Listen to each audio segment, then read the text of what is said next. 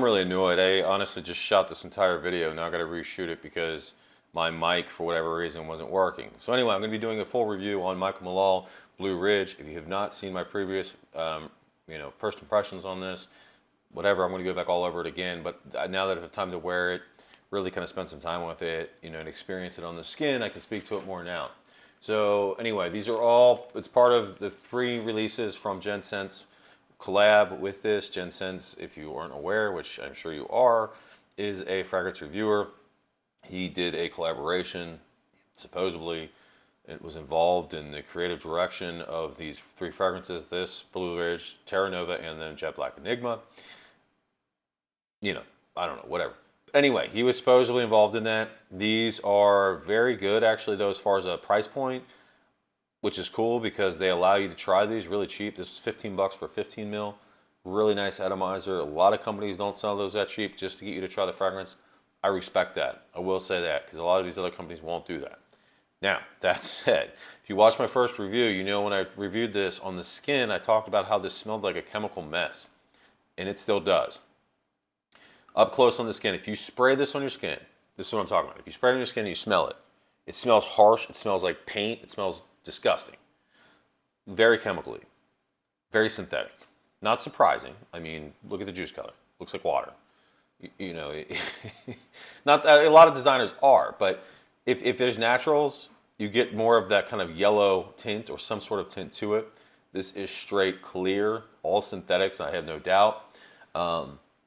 Which again, a lot of designer fragrances do that, but you can certainly pick it up on here. That said, if you spray this on the sillage or you spray it on a strip, it doesn't smell as bad. It smells synthetic, but it doesn't smell gross, like disgusting, that chemical mess really. It just smells really synthetic. So it smells a lot better in the air around you. Here's the atomizer, really nice actually, very pressurized, really nice for a decant, 15 bucks. Then what you get out of this, it's got citron, it's got mandarin orange in the opening, it's got black currant. There's aldehydes, there's ozonic notes, which are really coming off like aldehydes. Some cedar, I believe there's patchouli, a few other things in here. It's going to be very reminiscent of the Y line, YSL Y line, very similar, very similar. It's very cloying, very sickly sweet, more cloying than the Y line.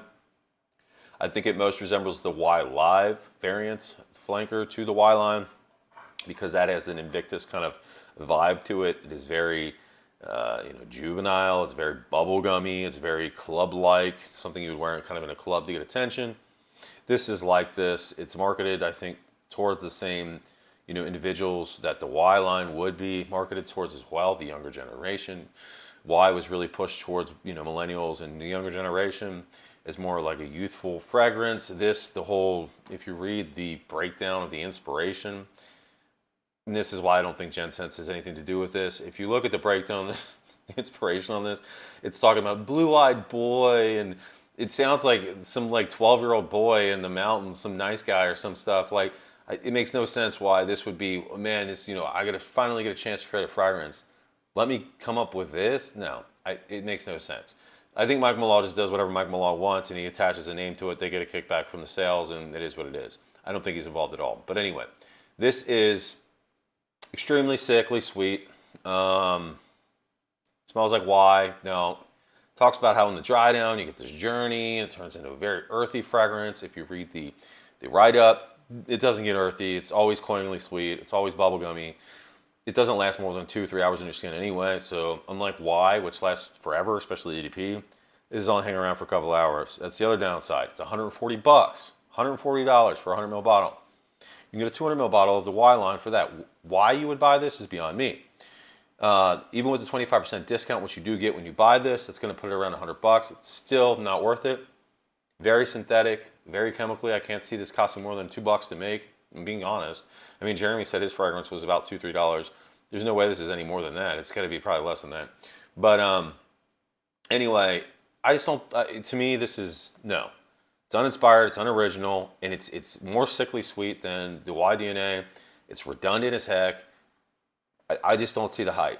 Okay, yeah, there's some little differences between this and the Y, because it's got citron. It comes off kind of like candy-like, and you know, whatever. But this is about as redundant as it gets when you come to blue fragrances. And if you're talking about redundant blue fragrances and you're trying to save some money, get Alphanon 9 a.m. Dive. That smells like Y and Blue de Chanel mixed together with some little bit of maybe Invictus sweetness as well. 30, 40 bucks instead of 140 bucks. So, and unlike this, you don't want to throw up when you smell it up close. So anyway, I do not recommend this. But again, if you do want to try it, I will say the one thing I do respect about this company, you can pick up a 15 mil, really nice 15 mil atomizer, travel atomizer, for $15. At least it was. So if that's still available and you want to check these out, I highly recommend doing that. As far as what I rate this on a scale of 1 to 10, 3 at best. I would not wear this. So it is what it is. I would not wear it because it makes me nauseous. And the rest of the rating is because it's just redundant as heck, overpriced. So to me, this is a no-go. I would like to know though, again, if you do like and enjoy this, or you get something completely different, you get the earthy notes or whatever the heck they're talking about, you know, let me know. Let me know. Maybe it's just me, but I don't know. I don't see the hype.